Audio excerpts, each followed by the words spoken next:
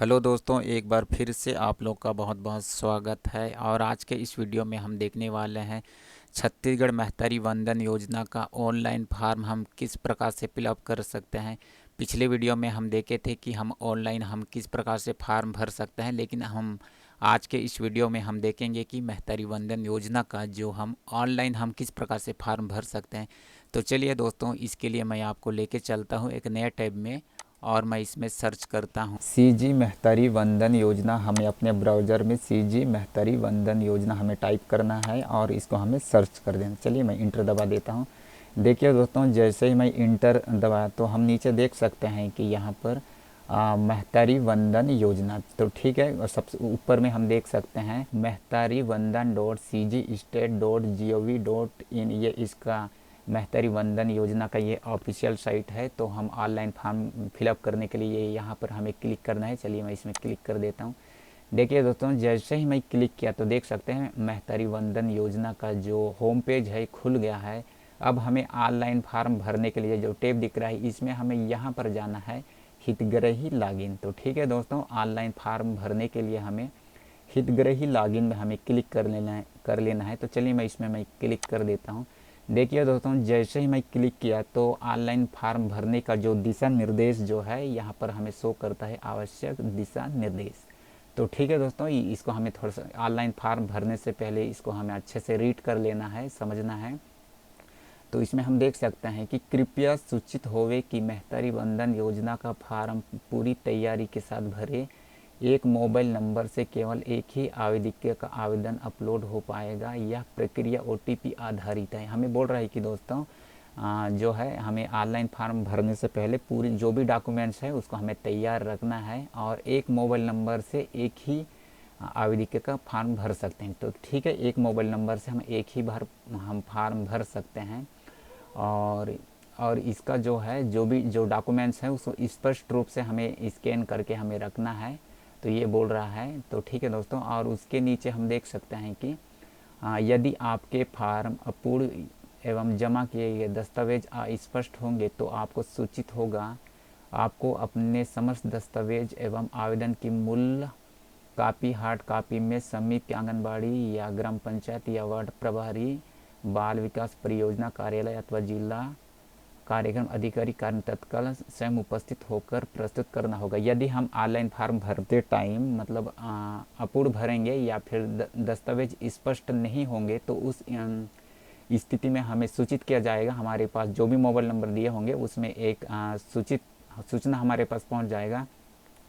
तो हमको आंगनबाड़ी केंद्र या पंचायत ग्राम पंचायत या फिर महिला एवं बाल विकास के कार्यालय में जाके हमारे जो ओरिजिनल जो डॉक्यूमेंट्स हैं उसको हमें वहाँ पर उपस्थित होकर हमें प्रस्तुत करना होगा। तो ठीक है दोस्तों, ये आवश्यक दिशा निर्देश हमें अच्छा से पढ़ लेना है। और नीचे देख सकते हैं मैं अपनी सहमति प्रदान करते हुए यहाँ पर हमें टिक करना है। तो चलिए मैं इसमें टिक कर देता हूँ। देखिए दोस्तों, जैसे मैं इसमें टिक किया तो इसमें देख सकते हैं कि महतारी वंदन योजना लाभार्थी लॉगिन। तो यहाँ पर जो आवेदिका का है उसका इसमें हमें मोबाइल नंबर डालना है, इसमें हमें कैप्चा डालना है। तो ठीक है, मैं इसमें भर लेता हूँ। इसमें आवेदिका का मोबाइल नंबर डाल दिया हूँ और नीचे जो कैप्चा दिख रहा है इस कैप्चा को भी मैं डाल दिया हूँ। अब हमें ओटीपी भेजे में हमें क्लिक करना है।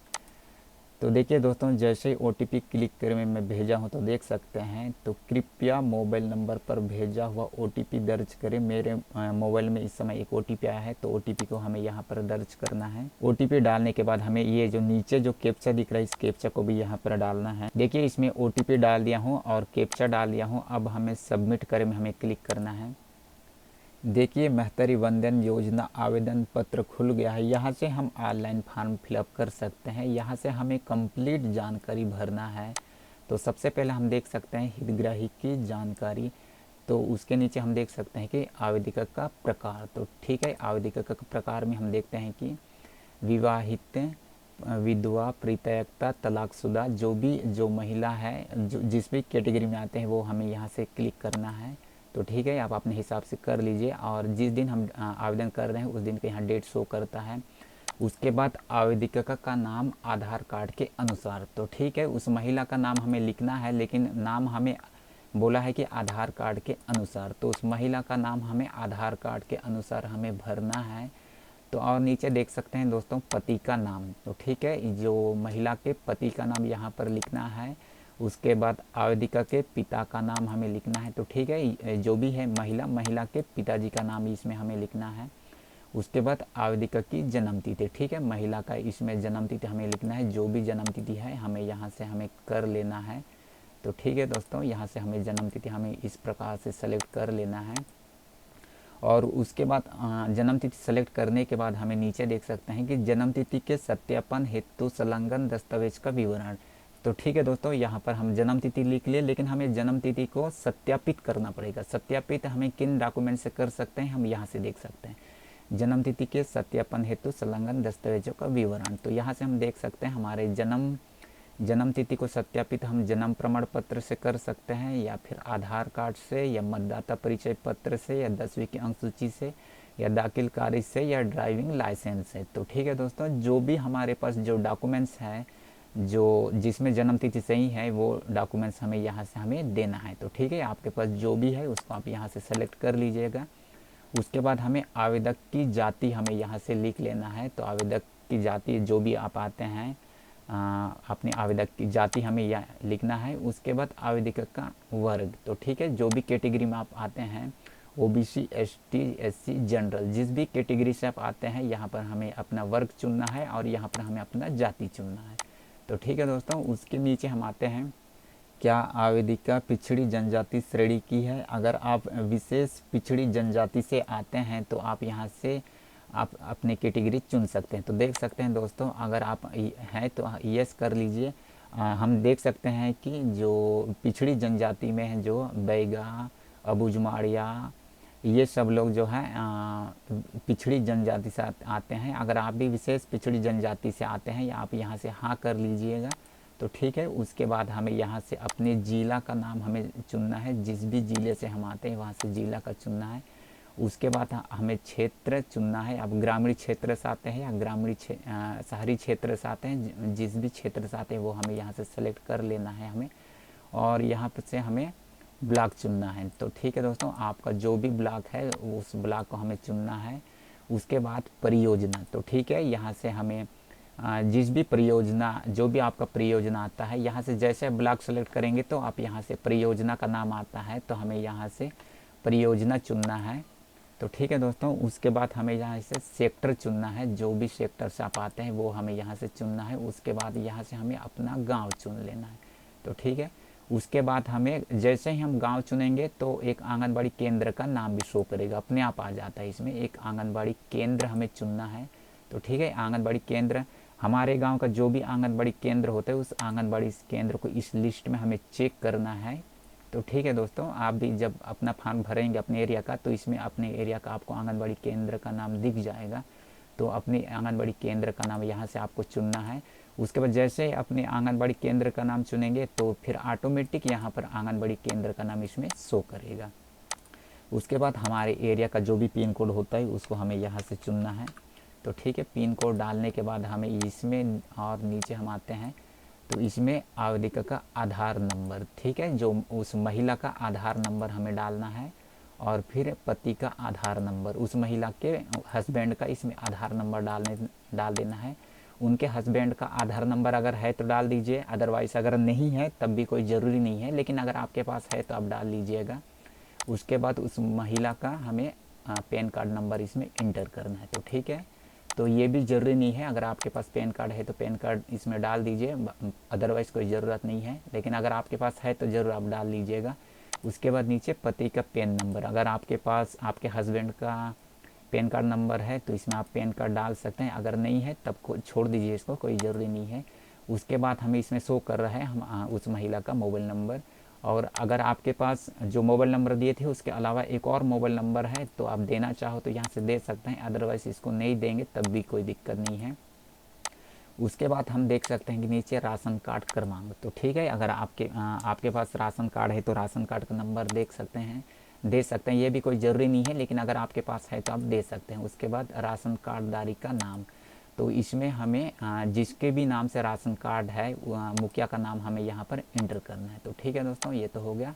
और आगे हम बढ़ते हैं तो देख सकते हैं कि हितग्राही के पात्र या अपात्र की जानकारी, यहाँ हम देख सकते हैं कि क्या आवेदक के परिवार का कोई सदस्य भारत सरकार अथवा राज्य सरकार के शासकीय विभाग या उपक्रम या मंडल स्थानीय निकाय में स्थायी या अस्थायी संविदा पदों पर कार्यरत प्रथम वर्ग, द्वितीय वर्ग, तृतीय वर्ग के अधिकारी कर्मचारी हैं, तो आप यहाँ से हाँ नाम में इसको जवाब दे सकते हैं। तो ठीक है, अगर आपके फैमिली में कोई भारत सरकार या राज्य सरकार या फिर गवर्नमेंट एम्प्लॉई है तो आप यहाँ से हाँ नाम में जवाब दे सकते हैं।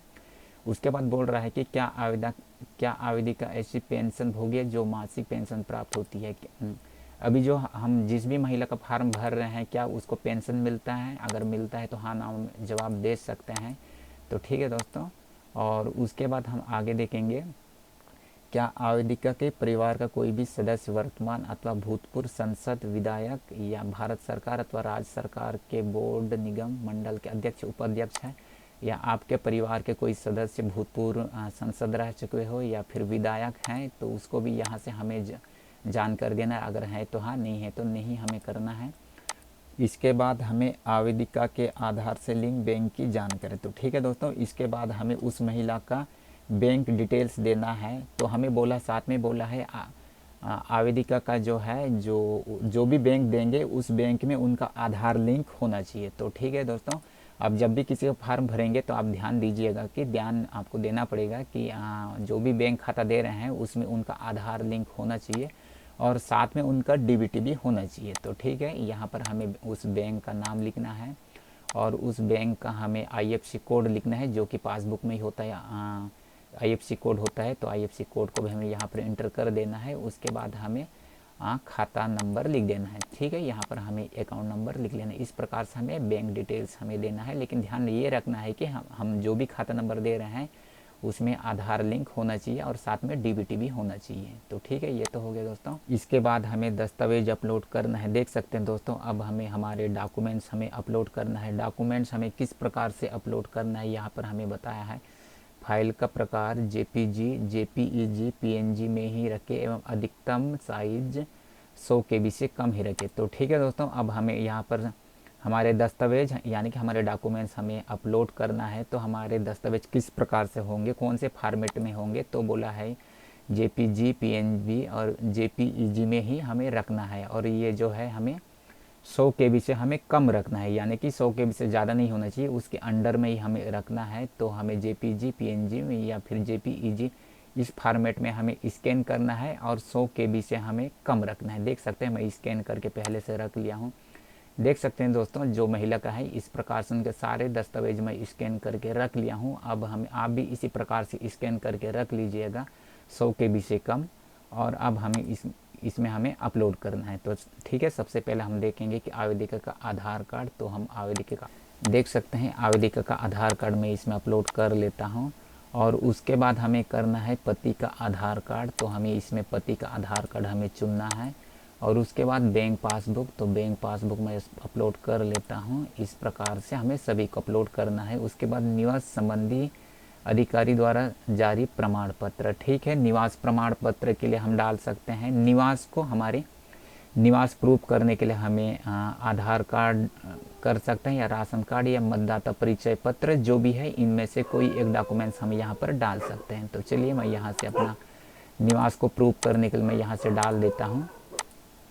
यहाँ से हमें उस महिला का फ़ोटो डालना है, तो चलिए मैं फ़ोटो डाल देता हूँ। उसके बाद हमें राशन कार्ड अपलोड करें प्रथम एवं अंतिम पेज। तो ठीक है, यहाँ से हमें राशन कार्ड डालना है, राशन कार्ड का फर्स्ट पेज और लास्ट पेज को हमें फ़ोटोशॉप में मर्ज करना है, या दोनों को जोड़ लीजिए और उसको 100 KB से कम होना चाहिए। तो ठीक है, मैं राशन कार्ड को बना लिया हूँ और इसको भी मैं अपलोड कर लेता हूँ।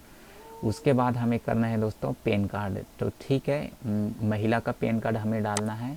तो चलिए मैं पैन कार्ड को मैं डाल देता हूँ। ये देख सकते हैं कि पैन कार्ड ज़रूरी नहीं है, अगर महिला का पैन कार्ड है तो डाल सकते हैं। उसके बाद पति का पैन कार्ड, अगर पति का पैन कार्ड है तो डाल सकते हैं, अदरवाइज़ नहीं डाल सकते हैं। उसके बाद जन्म प्रमाण पत्र को प्रूफ करने के लिए आप जन्म प्रमाण पत्र डाल सकते हैं। जो उसके बाद हमें विवाह होने का प्रमाण पत्र अपलोड करेंगे। ठीक है, ये मैरिज सर्टिफिकेट अगर आपके पास है तो डाल सकते हैं, अदरवाइज़ नहीं लगेगा इसका। अब हमें यहाँ पर स्वघोषित शपथ पत्र अपलोड करें। तो ठीक है दोस्तों, अब हमें लास्ट में यहाँ पर स्वघोषित शपथ पत्र हमें अपलोड करना है। स्वघोषित शपथ प्रमाण पत्र किस प्रकार से होता है, मैंने आपको बताया था कि स्वघोषित शपथ पत्र इसको हमें कंप्लीट भरना है दोस्तों। तो ठीक है, इसको हमें कंप्लीट भरना है और हमें यहाँ पर हमें लास्ट में अपलोड कर लेना है। तो ठीक है, मैं यहाँ पर भी उसको अपलोड कर लेता हूँ। इस प्रकार से हमें अपलोड कर लेना है। तो ठीक है दोस्तों, मैं डॉक्यूमेंट्स अपलोड कर लिया हूँ, कंप्लीट डॉक्यूमेंट्स कर लिया हूँ और ऊपर जो जो बचा था उसको मैं कंप्लीट अभी भर लेता हूँ। तो ठीक है दोस्तों, इस प्रकार से हमें कंप्लीट इसको भर लेना है। तो ठीक है दोस्तों, महतारी वंदन योजना आवेदन पत्र को मैं कंप्लीट भर चुका हूँ। देख सकते हैं पूरे कॉलम को मैं भर चुका हूँ। जो जो ज़रूरत है, जिस प्रकार मैं आपको बताया था पूरा मैं इसमें भर चुका हूँ। आप भी इसी प्रकार से भर लीजिएगा। तो ठीक है, अब मैं नीचे आता हूँ और सारे डॉक्यूमेंट्स में मैं इसमें अपलोड कर लिया हूँ। तो ठीक है दोस्तों, पूरे हमें अच्छा से ध्यानपूर्वक हमें भरना है, अच्छा ध्यान से हमें भरना है। अब हमें नीचे आते हैं, यहाँ पर टिक कर देना है और इसे अच्छा से पढ़ लेना है। मैं इस फार्म के साथ अपना आधार करने और महतारी वंदन योजना का लाभ देने के लिए किया जा रहा है। तो ठीक है, पूरे हमें अच्छी तरीके से देख लेना है और भर लेना है और हमें अब सबमिट करना है। तो चलिए मैं इसमें सबमिट कर देता हूँ।